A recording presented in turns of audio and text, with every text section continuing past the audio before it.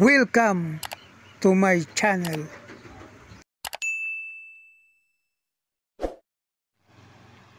Kumusta po kayo mga kababayan kong aking taga-subaybay?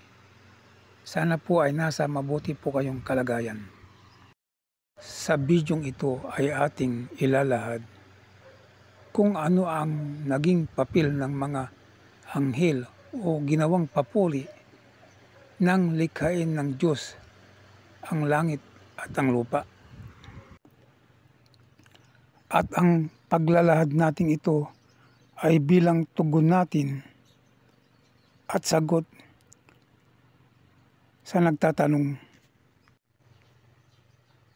Ito ay tanong niya doon sa nakaraan nating video na ang pamagat ay sino ang kasakasama at kausap ng Diyos nang likhay niya ang langit at ang lupa.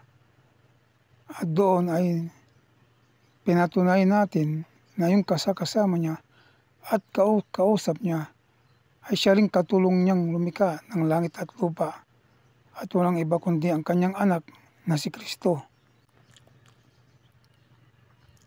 Ganito ang tanong niya. Hindi po ba katulong ng Diyos ang mga anghel sa paglikha ng lahat ng mga bagay? Para maliwanagan tayong mabuti, alamin muna natin kung ano ba ang mga anghel, ano ba ang mga tungkulin nila sa sanlibutan ito. Basahin po natin ang Hebreo 1, talatang 13. Ito po ay salita po ng Diyos Ama. Ngunit kanino sa mga anghel sinabi niya kailanman, lumuklok ka sa aking kanan hanggang sa ang iyong mga kaaway ay gawin kong tungtungan ng iyong mga paa.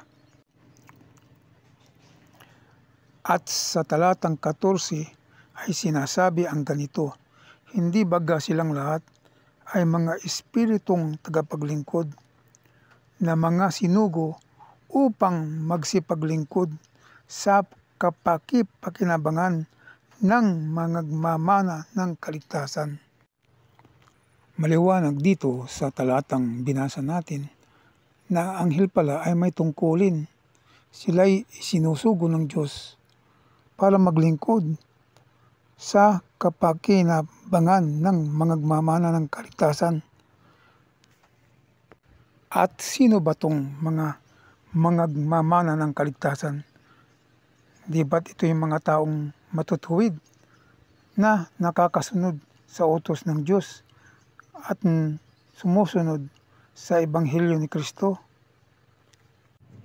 At kung itong mga taong ito na mangagmamana ng kaligtasan ay makapagtitiis hanggang sa huling araw, ay sila ang magiging hirang na taong hindi makakatikim ng kamatayan sa huling araw. At iyan ay pinatutuhanan ng ating Panginoong Hesukristo na kapag nakapagtiis ka hanggang sa huling araw at ituro ang Ebanghelyo niya, ay ikaw ay tunay na maliligtas. Basahin po natin ang Mateo 24, talatang 13 hanggang 14. Tatapot, ang magtitiis hanggang sa wakas ay siyang maliligtas at ipangangaral ang Ebanghelyong ito ng kaharian sa buong sanlibutan sa pagpapatutuo sa lahat ng mga bansa, at kung magkagayoy, darating ang wakas. Para lalo po kayong maliwanagan, ay inaanyayahan ko po kayong panoorin ang previous video ko na ang pamagat ay mga taong buhay na maliligtas sa huling araw.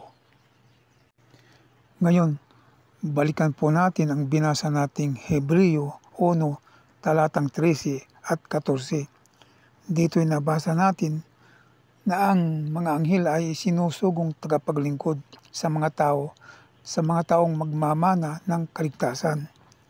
Bukod ba rito'y sila ba'y naging katulong ng Diyos sa paglikha ng langit at lupa? Bagamat ang anghel ay mas malakas kumpara sa tao, sila'y alipin ding katulad natin. At ito'y ipinahahayag sa Apokalipsis 22, talatang 8 hanggang 9.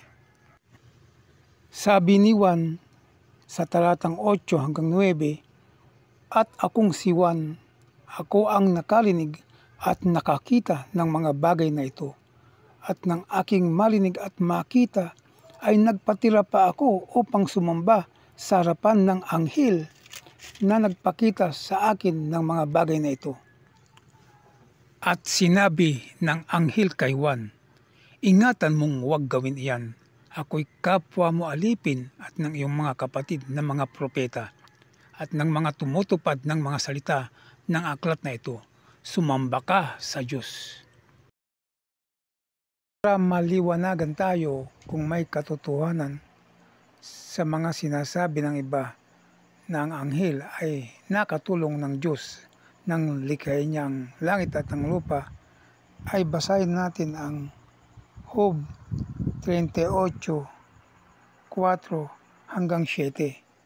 Sapagkat ang Diyos Ama mismo ang siyang nagsasalita sa mga talatang ito. Sabi niya sa talatang 4, "Saan ka nandoon nang ilagay ko ang mga patibayan ng lupa? Ipahayag mo kung mayroon kang unawa. Sinong naglagay ng mga sukat niyaon kung iyong nalalaman? O sinong nag-unat ng panukat diyan? Sa ano nalagay ang kanyang mga patibayan? O sinong naglagay ng batong panulok niyaon?" At sa talatang 7 ang sabi, "Nang magsiawit na magkakasama ang mga bituin pang umaga, at ang lahat ng mga anak ng Diyos ay naghihiyawan sa kagalakan." Mauunawa natin dito sa talatang 7, bagamat ang mga anghel ay nandoon nang likhain ng Diyos ang langit at ang lupa, ay sila'y nandoon para umawit ng papuri sa Diyos at sila'y naghihiyawan sa kagalakan. Kaya nga tayo'y nakakatiyak ng ating patunay sa nakaraang nating video na ang pamagat ay sino ang kasakasama at kausap ng Diyos nang likhain niya ang langit at ang lupa. At ito rin ang kanyang katulong o katwang sa paglikha ng lahat ng mga bagay. At ang katulong at kasama niya sa paglikha ng langit at lupa at lahat ng mga bagay ay ang kanyang mismong anak na kanyang bugtong na anak. Walang iba kundi si Hesukristo. At ang mismong magpapatunay ay ang Diyos Ama. Basahin po natin ang Moises 1, talatang 33. Sabi ng Diyos Ama sa talatang ito, "Mga daigdig na di mabilang ang aking nilalang, at sa pamamagitan ng anak, aking nilalang ang mga ito, na siyang aking bugtong na anak." Di ba't ang bugtong na anak lang naman ng Diyos Ama ay si Kristo? Maliwanag ang pagkakasabi ng Diyos Ama na nilalang niya ang daigdig na di mabilang sa pamamagitan ng kanyang anak. Nilalang niya ang lahat ng mga ito. At ang bugtong na anak na binanggit niya ay tinukoy niya mismo sa Moises 6, talatang 52. Dito ay itinuro niya kay Adan na kailangan siyang magpabinyag maging sa tubig sa pangalan ng aking bugtong na anak na puspos ng biyaya at katotohanan na si Hesukristo. Maliwanag na mismong ang Diyos Ama ang nagsabi na yung kanyang bugtong na anak ay walang iba kundi si Hesukristo. At ito rin ang bugtong na anak na ipinakilala ni Juan Bautista sa 1:1 talatang 14 na nagkatawang tao at tumaan sa gitna nila na puspos ng biyaya at katotohanan. Kaya katotohanan sinasabi ng Biblia, ng banal na kasulatan, at ang Diyos Ama na ang kanyang kasama sa paglikha ng lahat ng mga bagay ay walang iba kundi kanyang anak, ang kanyang bugtong na anak na si Kristo. At walang katotohanan ng mga anghel ay katulong sa paglikha. Kung ang talagang hanap natin ay pawang katotohanan, ay madali nating maiintindihan na si Kristo na bugtong na anak ng Diyos ay siyang katuwang, katulong at kamanggagawa ng Diyos Ama. Dahil kung ang pagbabasihan ay ang mga naipahayag na natin ay ang Diyos Ama mismo ang nagsasalita at nagpapatunay. At ang isa pang karagdagang patunay ay ang sinasabi sa Hebreo 1 talatang 1 hanggang 2. Ito'y sinasabi na ang Diyos Ama ay nagsalita ng unang panahon sa ating mga magulang sa iba't ibang panahon at sa iba't ibang paraan sa pamamagitan ng mga propeta.